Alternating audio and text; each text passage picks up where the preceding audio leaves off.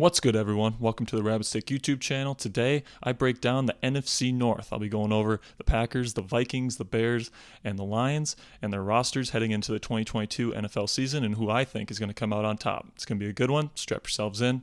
Let's get into this.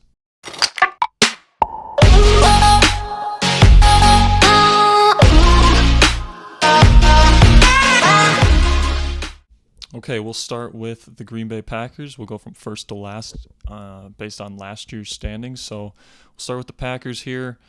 They still should be a pretty decent team in 2022. They have the two-time reigning MVP, Aaron Rodgers, on their roster. Obviously, he's great. But, the wide receiver situation is definitely not ideal here for the Pack.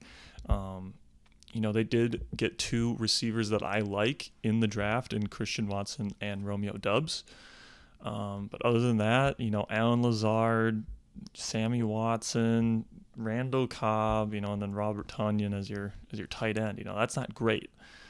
And when it comes to Aaron Rodgers, a lot of the guys that he has success with is the guys he has chemistry with, and I'm wondering how much of a connection he can build with the rookies that they acquired in such a short amount of time. Christian Watson is the type of guy that, he's got the size, he's got the speed, he's got the hands, in my opinion. He's got everything you want in that number one kind of receiver. Biggest question for him is going to be, can he develop the kind of connection with Aaron that allows his skill set to shine? And if he doesn't, if these two guys that they drafted don't, work out, at least in this first season, this is going to be tough, for Aaron Rodgers. There's not going to be a lot of guys getting open. It's gonna remind people a lot of Tom Brady's last season in New England. They didn't have really a ton of receiving threats. Not a lot of guys that could get open consistently. And, even with a guy as great as Tom Brady, greatest quarterback to ever live, he looked, people were saying that he was done after that season, when just in reality, guys couldn't get open. So I don't expect a third MVP from Rodgers in a row here. The offensive line is getting a bit worse. Bakhtiari and Jenkins are still great as your tackles, but the interior of their offensive line it's not great anymore. Aaron Jones is still great. A.J. Dillon still really good, number 2 option. My guess is they're going to be a ground and pound team next year, especially if they can't get the pass game going the same way it was the last couple seasons. But man, losing Davante Adams is a huge loss for this team. He just ate up targets. Obviously one of the best receivers in football, had great chemistry with Aaron Rodgers. That's going to be very, very tough to replace going into 2022. So I think the Packers, at least offensively, is a team that's going to regress a bit. They're not going to be, the 13-3, 13-4, team that they've been the last couple seasons, in my opinion. They're probably going to lose a couple more games. They're probably going to have trouble moving the ball down the field in the pass game consistently, especially when teams know that they have to throw the ball, because I don't think, other than Watson and maybe Romeo and Doubs, two guys they drafted, they don't have a ton of great receiving talent. And if Rodgers can't develop that chemistry, it's going to be tough. If they do develop that chemistry, however, man, watch out. They might not miss a beat. But, just looking at Aaron Rodgers' track record with younger receivers, I just don't think it'll be enough to replace the kind of production that Davante Adams brought to the table. Then you look at their defense; they made some pretty nice picks on the defensive side of the ball. Devontae Wyatt is going to be their 3-4 defensive end right away.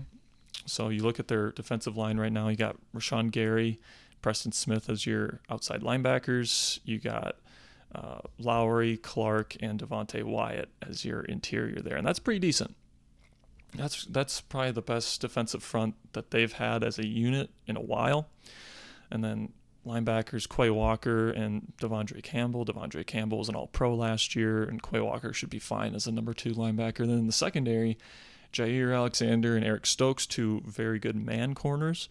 And then Darnell Savage, the speedster at free safety, and Adrian Amos, very good, strong safety. So I really like this Packers defense. I think that this team is going to be making a shift more towards pounding the football in the run game and then playing good defense, because I think that they finally have the defensive personnel to keep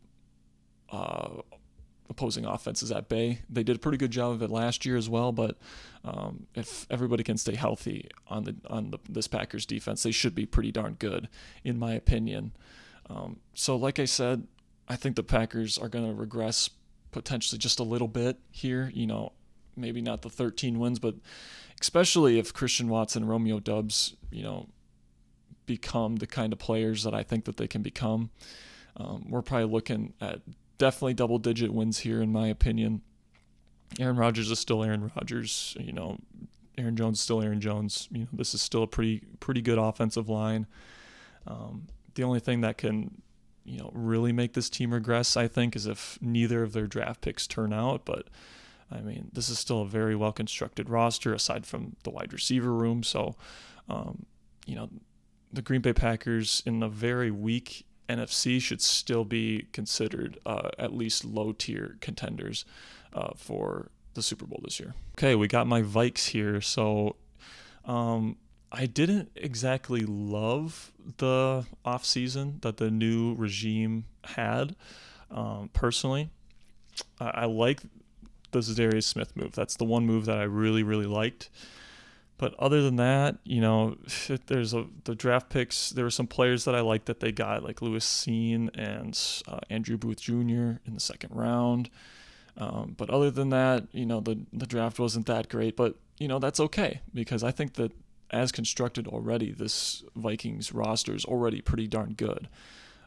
Justin Jefferson, Thielen, and C.J. Osborne, who's underrated in my opinion, fill out that wide receiver room. You still got Dalvin Cook, still got Alexander Mattison, an elite running back tandem. Offensive line is getting a lot better. This is the first time in many years where, I'm looking at the Vikings offensive line with Christian Darrisaw, Ezra Cleveland, Garrett Bradbury, Reed, and O'Neal. And that's pretty solid. Kirk Cousins, he needs to make this offensive line work. This is a good enough offensive line to get us to the playoffs, in my opinion. And then you look at the coaching staff that they brought in with Kevin O'Connell, definitely more of a Shanahan-style offense. Kirk Cousins had a ton of success in Washington with kind of a mediocre supporting cast in Washington when he was running this kind of offense. So, optimism is high on my end for the Vikings offensively this season. Kirk Cousins is fine. I think Justin Jefferson, Kevin O'Connell is going to use Jefferson in a lot of similar ways that they used Cooper Kupp last season.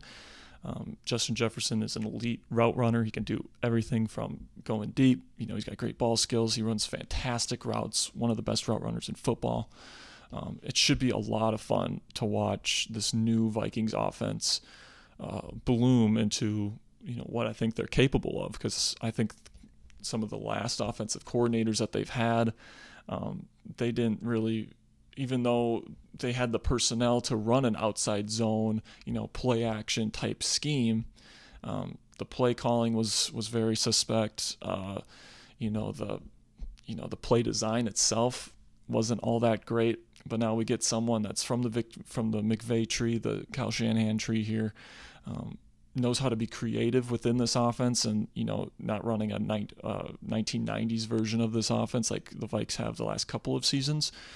So all in all, optimism's pretty high on the offensive side of the ball for the Vikes this year, in my opinion. Then on defense, a little bit less optimistic. I do like the defensive line with Hunter, Zadarius, Dalvin Tomlinson, Phillips. Do like the guys that we have on the interior. The linebackers are fine. Hicks, Kendricks, Lynch. They're all. Kendricks is a really good player with the other two. I could give or take, but then in the secondary, Lewis Cine, I really like him. He's a hard hitter. He's fast, a little bit raw, but we're putting him next to Harrison Smith, who's one of the smartest players in the game today. Love Harrison Smith. He's a perfect fit for Lewis Cine. Perfect mentor for him. having both of those guys on the field will make it tough for offenses to target the deep part of the field. Then, the one thing that I really didn't like with the Vikings offseason is that they didn't stay put and take Trent McDuffie at number 12. He was there. We need a nickel corner badly because right now the Vikings have, what's his name? Chandon Sullivan, who has not had great seasons the last couple years. But I guess they believe in him. He'll be our nickel corner next year. And then we have Patrick Peterson and Dantzler and Andrew Booth on the outside. So it's nice to see we have a bit more depth at that position than in years past. But I really thought that McDuffie was kind of the guy to go get there at number 12. So a little bit disappointed in that. But overall, this is a very well-built roster here for Minnesota. And, in a weak NFC, there's no excuse for this team not to, to show what they can do here next season. They should be in playoff contention next season. Packers are a bit of a question mark right now because we don't know how good their receiving, what their wide receiver room is going to look like next year. But, when I look at this Minnesota Vikings team, I like what I see. I think it's a pretty complete roster. There's no major holes. They can beat you in a lot of different ways. We've got a creative, young, energetic head coach. I think that especially in a weakened NFC, there's a lot of reason for optimism up north in Minnesota. So, when I'm looking at this, it's going to be close. I think it's going to be a real race for the division crown next year between the Packers and the Vikings. But I guess you'll have to wait and see who I think will actually come away with it. All right, we're on to the Bears here. Third in the division last year. This is a mess, man. The Bears are a straight-up mess right now. They have some pieces that I like. I like Justin Fields. I like David Montgomery. I like Darnell Mooney. Kyler Gordon is a good corner. Eddie Jackson's a good safety. Roquan Smith is pretty good at linebacker. Robert Quinn is fine as an edge, but this team has still, even after the draft, has a ton of holes. They deconstructed this roster after the previous administration or the previous regime absolutely bungled this cap situation. I mean, they paid all the wrong players. They paid a bunch of linebackers and safeties, and they paid really big money for guys at positions that are just not premium positions. So, this new regime here is trying to set things right, but that does not bode well for their young quarterback, Justin Fields, who is in one terrible situation right now. I didn't love the hire of Matt Eberflus. I thought it was a very boring selection. He runs kind of a really boring defense, just straight up cover two, which, the Bears had success with this defense when Lovie Smith was the head coach. But, there's just, if you don't have the personnel that the Indianapolis Colts have, for example, it's just cover two is a very easy defense to pick apart, in my opinion. It doesn't fully, it doesn't allow Eddie Jackson, who I think is a really, really good free safety, to be the kind of player that he can be. Kyler Gordon as a number one cornerback coming into the league, I don't know if I love that. I think he's more of a number two option. The defensive interior is not great on this team. The offensive line is not great. Darnell Mooney is, I like Darnell Mooney, but he's not a number one receiver. And then the other guys they have, Pringle, come on, St. Brown, are you kidding me? Cole Kmet is probably going to be their number two receiver. And then just like last year, this offensive line is in shambles, and Justin Fields is going to be running for his life. And year two is usually that year where, these young quarterbacks are supposed to take that next step. And, with this, boring head coach, with, boring defense, and then, they don't have the talent to back it up. Offensive coordinator that's never called plays before. Justin Fields is going to have to be one hell of a player. He's going to have like an MVP type of a season, in my opinion, for this team to even get to 10 wins. This is in my opinion a terrible roster with a lot of holes. They're still at least a year away in my opinion. And David Montgomery, it's going to be tough for him to run the football behind that offensive line. Justin Fields, if they can get creative, and if this new offensive coordinator knows what he's doing and can use Justin Fields in the quarterback run game like he should be, they should be able to make some things happen offensively. But there's not a whole lot to work with here. If I was a Bears fan, I wouldn't be too excited about next season. If I was a Bears fan, I'd be looking at Justin Fields and hoping that he doesn't look absolutely terrible or just get, I hope he doesn't get hurt. He's going to be under pressure a lot like he was last season. And, if I was a Bears fan, I'd just be praying that Fields doesn't get a major injury that derails his career. A lot of I'm a big supporter of Justin Fields. I really like his game. I really like his personality. I think he's a winner, and I think he's got an incredible skill set. But so much, fit and where you end up plays such a big factor in quarterback success in this league. And, this is not a good situation for Justin Fields to be in. That's just the truth. I know a lot of Bears fans feel the same way. And if they ruin Justin Fields, man, Bears fans will never let this organization forget it.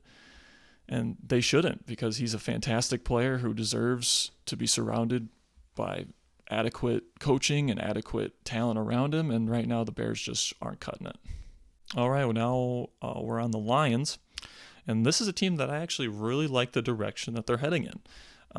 They made some nice signings offensively this offseason, getting DJ Chark.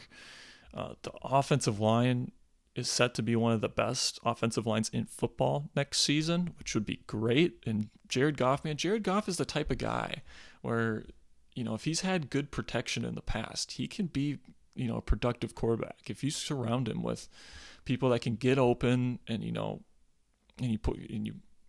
have a scheme where he doesn't have to make 3-4 reads, he's all right. He throws a really good football. He's a good he's a good athlete for a quarterback in that way. He's got a really great arm, relatively pretty accurate with it. Deandre Swift, I think, is going to have a fantastic season in 2022 behind that offensive line. He's going to have a lot of catches out of the backfield because Goff is a big check down guy. Plus, behind that offensive line, it's going to be super easy. There's going to be a lot of open holes for him to exploit. TJ Hawkinson's a good tight end. Offensively, and then you had Jameson Williams. And Amon-Ra St. Brown looked great last season as a slot receiver. And once you get Jameson Williams back, maybe week 6 or so, whenever he comes back, you add an element of dynamic, of just explosion to your offense, and that's exactly what Detroit's been missing. So the future's bright there. I really thought that they should have went out and got Malik Willis, because I think if they were honest with themselves, they'd know that they're still a year away from truly contending. But Jared Goff is fine, I suppose, especially because they've surrounded him with the talent that he needs in order to give him a real shot at that job. On defense, they added Mike Hughes. I like that. Okuda hasn't really turned out yet. We'll see with him. He's always been hurt. We'll see how he turns out this year. They still don't really have a slot corner. I don't like any of their linebackers. They added Aiden Hutchinson, which helps a ton on their defensive line. And Shelby Harris is, I think, one of the more underrated edge rushers in the league today. Not a lot of people know Charles Harris, my bad, not Shelby Harris. Charles Harris was one of the more underrated edge rushers last season, in my opinion.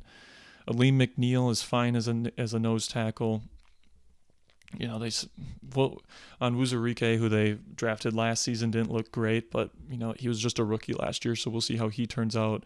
They brought back Walker. They still have Harris at free safety, Will Harris.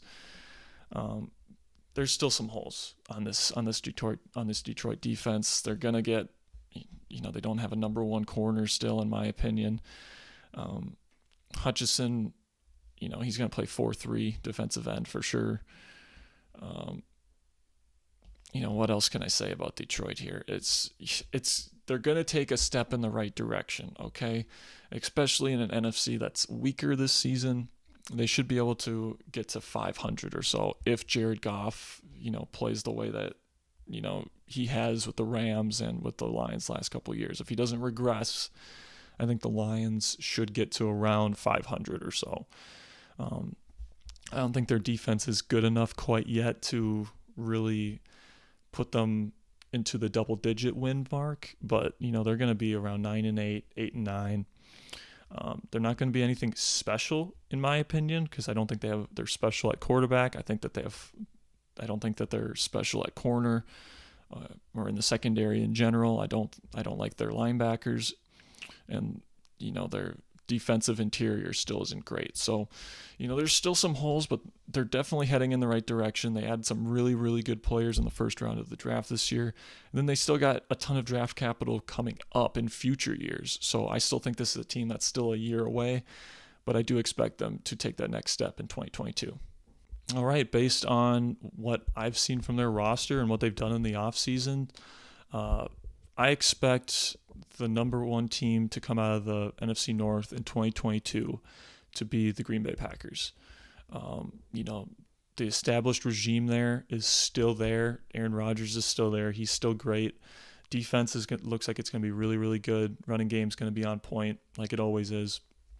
When it comes to the receiving group that they have, I think Christian Watson and Romeo Doubs, and they'll find a rotation there that works for Aaron Rodgers.